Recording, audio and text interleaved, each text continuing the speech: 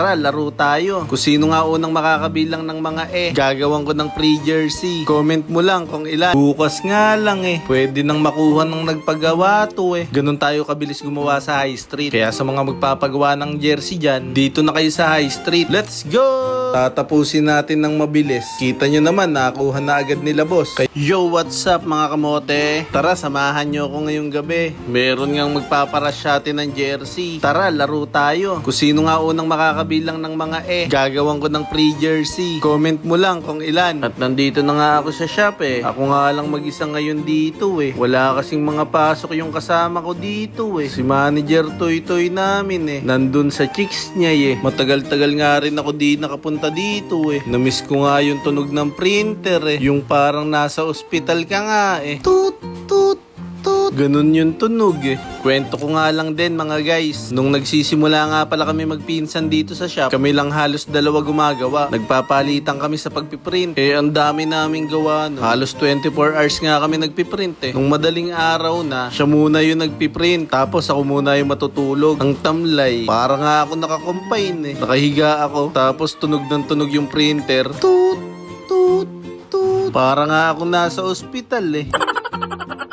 Tapos every 2 hours, gigisingin ako ng pinsan ko. Tapos siya naman matutulog. Tapos ako naman magpiprint. Ganun naman talaga sa hanap buhay Dapat kayo o ikaw muna ang unang gagawa para malaman nyo yung bawat proseso. Para malaman nyo rin kung mahirap ba o hindi. Pero nung nagsisimula kami, halos patay yung katawan namin. Paano ba naman? Madalas madaling araw na uwi namin. Tapos pagkagising, balik na naman sa shop. Pero hindi kami nagre-reklamo. Kasi nga kahit papano, masaya naman kami sa ginagawa namin. Pag nagbi-business ka, kala nga nung iba mapera ka na Ang hindi nila alam yung perang kinikita namin pwedeng pampa-ospital lang namin Paano ba naman talaga? Lagi kaming puyat, walang maayos na tulog, ilang buwan na puro ganon. Sabi nga ng iba, pagka nga daw may business ka maluwag ka na sa oras Very wrong yun. Nung nag-uumpisa nga kami halos nawalan ako ng oras sa pamilya ko Uuwi ako para matulog, gigising ako para bumalik sa shop. Nasaan yung maluwag na oras doon? Pero dapat, hindi pa nga rin tayo titigil kung paano natin maaabot yung maluwag na oras pero kumikita ka ng malaki. Pagka ganun yung nangyari, madami ka nang oras sa pamilya mo Kaya ikaw, tuloy-tuloy lang. Kahit nahihirapan ka ngayon, huwag kang titigil hanggang mahanap mo yung discarding para sa'yo. Huwag mo nga munang hangarin na yumaman Lahat tayo dadaan sa tamang proseso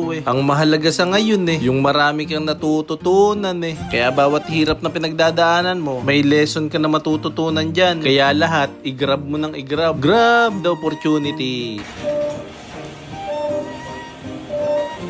Diba narinig niyo yung printer? Para kang nasa recovery room Patapos na nga yung piniprint ko dyan Kaya naman ngayon bubuksan na natin yung heat press Para ngayong gabi nga matapos lahat ng to At bukas tatahiin na to. Pwede na rin makuha ng nagpagawa. Payo lang mga guys, pagka nagsisimula ka mag-business, dapat matutunan mo lahat ng gagawin, lahat ng proseso, para pag dumating sa point na kulang ka sa manpower, kaya mong gampanan yung bawat ginagawa ng tao mo. Habang nagpiprint nga ako pinapanood ko yung vlog ni Iban Sana bigyan naman niya ako ng iPhone. Kaso baka papiliin ako Pili ka, iPhone o kiss at hug? Wala na, nalito na ako nun. Gulong-gulo, litong-lito ang isip ng bakla. Aray ko!